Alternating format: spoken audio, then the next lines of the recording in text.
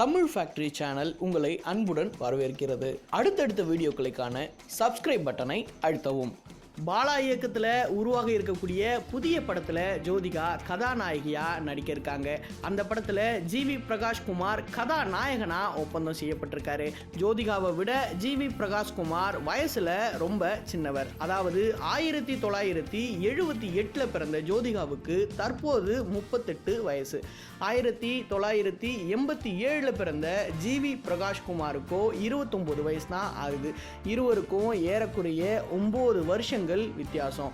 நிச்சயமா இருவரும் ஜோடியா நடிக்க வாய்ப்பே இல்லை அப்படின்னு தான் தோணுது. ஒருவேளை அக்கா தம்பிக்கு இடையிலான சம்பவங்களை உள்ளடக்கிய கதையாகவும் ஜோதிகா ஜிவி பிரகாஷ் இருவரும் அக்கா தம்பியா நடிக்கலாம் அப்படின்னு சொல்லிக்கிறாங்க.